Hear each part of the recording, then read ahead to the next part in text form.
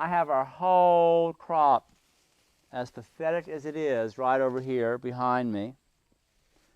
It is very light, very light. And if you shake it, you can actually hear the seed pods rattling, actually hear the seeds rattling in the seed pods. So this is good. It took us a while to get this far. We had some more rain, of course. We ended up actually covering this up, putting it under roof so that it wouldn't get or stay too wet and wouldn't start to mold. So now we're ready to start rippling. The rippling comb is itself a very interesting tool, completely outside the standard breaking, sketching, and combing of the flax to linen process. The rippling comb only does one thing. It pops off the seed pods so that you can thresh them and store them for the coming year. This is a typical Pennsylvania German comb in front of me. It has four-sided nails, square nails, which shows that each nail was hand-forged by a blacksmith.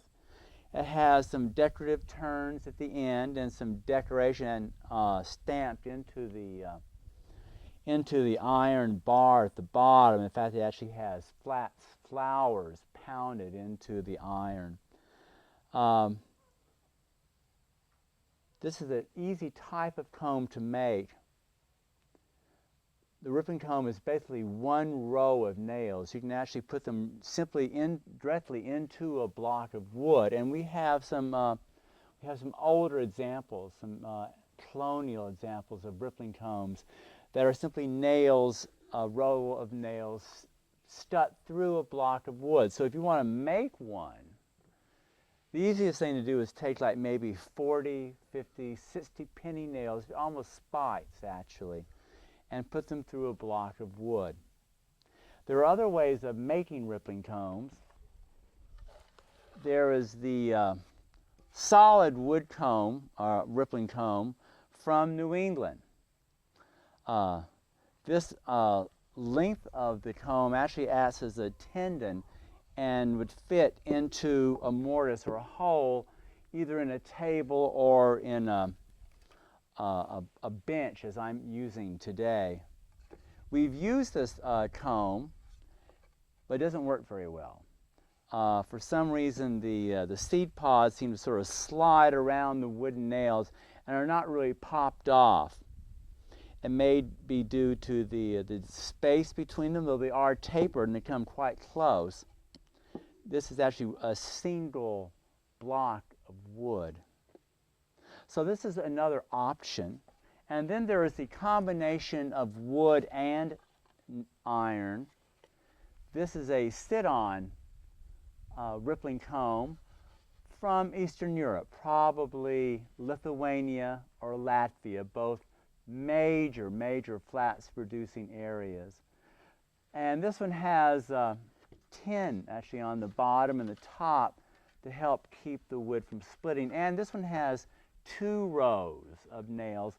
We've seen even 3 and 4 rows of nails for the rippling comb.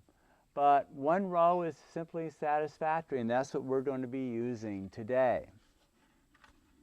The rippling process takes each bundle of flax, and at this point, we're going to take the flax knot apart.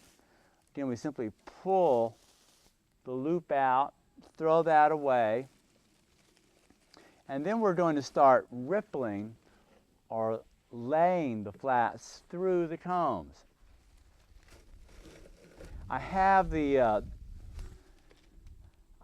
this rippling comb held down with wood clamps because there is a lot of pressure involved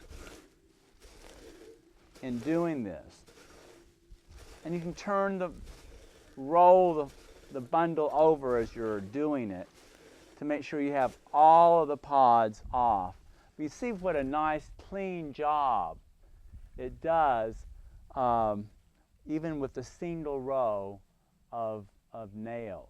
So we're going to spend some time rippling our flats. Now we have a lot of flats that's bent over like this. This happened during our rains. A lot of this flats fell over, but we were desperate to have any crop at all. So a lot of our flats is almost bent over in half because we were using every bit that we could find in the field. So again, you take off the tie. Sometimes you may even want to split your bundle in half if you think the entire bundle might be too much to ripple. And it doesn't take much. A couple of pulls, maybe 4 or 5 pulls through the comb, and you're done. And the seed pods will be falling onto the sheet. We talked about snakes last time in the shots in the field. I've actually brought inadvertently a small black snake back with me one time in the shot. I was actually doing this out in the field. And as I was rippling, I rippled the black snake with it, and it actually, little guy fell onto the cloth and slithered away.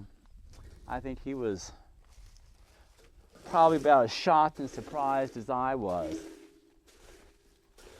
See, not more than maybe 4 or 5 pulls, and you're done.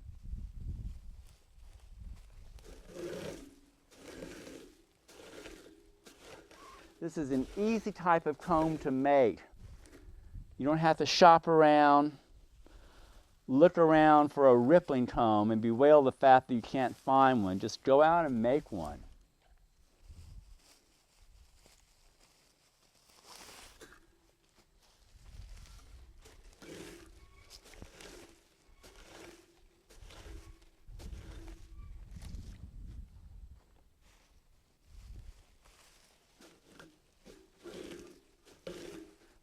At this time too, if you find that you have plants in here that are not flats, like we pulled up this weed, for example, just get rid of it.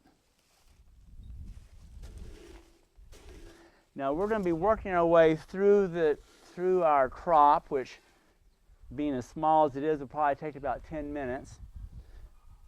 When you've had a full acre of just beautifully tall flats, it can take a full day of just rippling to get the job done.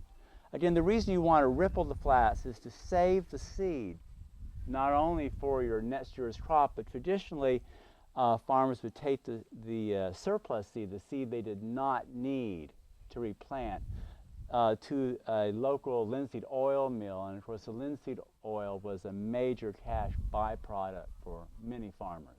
So I'm going to be rippling for a while, and then we'll catch up with you when we start to do the threshing.